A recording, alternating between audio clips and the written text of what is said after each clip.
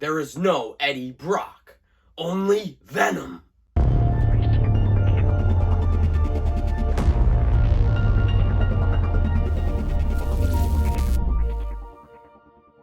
Hey guys, it's Chris. In today's video, I'm discussing Spider-Man Unlimited Season 1, Episode 11.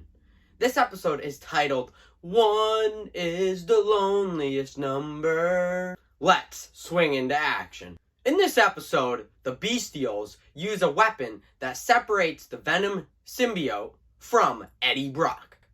Spider-Man agrees to find it and steal it back from Dr.Brofski.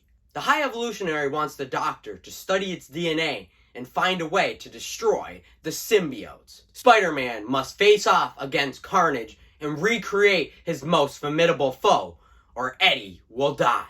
Now, let's discuss the biggest highlight of the episode, and perhaps the entire series. Spider-Man once again dons his iconic black costume. It's sleek, it's dark, simple yet brilliant, and you guys know the black suit, the symbiote suit, anything involving Spider-Man and the Venom symbiote, it's just one of my favorite Spider-Man designs. It's always spectacular to see the black suit in action. Regardless if it's in cartoons, live action, or the comics, this suit rarely disappoints. Now, let's discuss the biggest negative of the episode and perhaps the entire series. This series rewrites what happened to Venom and Carnage from Spider-Man the Animated Series. This presents numerous inconsistencies between Spider-Man the Animated Series and Spider-Man Unlimited. Now let me explain what were those major inconsistencies between the two series. Now let me explain, the two are very different from each other, where in Spider-Man the Animated Series, it essentially established that Eddie was separated from the Venom symbiote and he was sent into prison. And then Dormammu and Mordo recreated the Venom symbiote and led the Carnage symbiote to Cletus Cassidy. Where in Spider-Man Unlimited, essentially, after the battle with Spider-Man, S.H.I.E.L.D. captured Venom, put him in like a S.H.I.E.L.D. facility up in the sky, a massive Zeppelin, and then Cletus Cassidy was in that same prison, and Venom escaped from his shackles, escaped his cell, went to Cletus Cassidy, and Venom's offspring, like Venom Symbiote's offspring, bonded with Cletus Cassidy, creating Carnage. This renders the episode confusing and underwhelming. Spider-Man Unlimited referenced Spider-Man the Animated Series numerous times.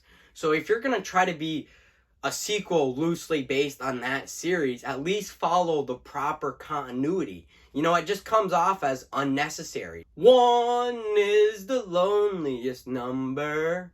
Features a few solid thrills. While the black suit sequence is short, it stands out in this lackluster series. Watching all of Season 1 of Spider-Man Unlimited, it's pretty ironic, or pretty sad if you ask me, that the best thing about the series is like a 2-minute black suit sequence. That should explain enough about the series. Venom and Carnage battle Spider-Man throughout the episode. In the final battle, they fuse. This moment is brief, but enjoyable, even if the design is absurd and a bit off-putting. Interesting fact, if Spider-Man Unlimited got a Season 2, the series was going to explain actually what this fusion was. And in the comic books and even like rough drafts for Season 2 of Spider-Man Unlimited, it was explained that this would actually be called King Carnage. Spider-Man Unlimited is a strange series, but this is the best episode. If you seek something oddly different, you will love Spider-Man Unlimited. If not, I would recommend any other animated Spider-Man series. I really do think the animation style is appealing for young teenagers and adults like myself, so there are some positives in Spider-Man Unlimited. It just is the weakest out of all the animated series. Next week, I'm going to be talking about Spider-Man, the new animated series.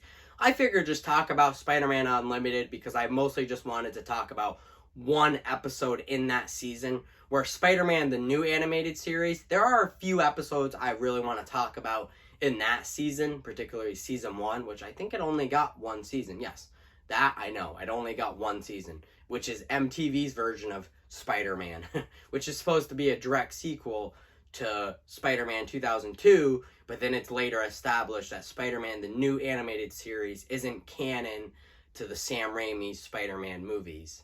So, it's kind of just its own thing. I'm Spider-ManChris, and I'll see you in the next one.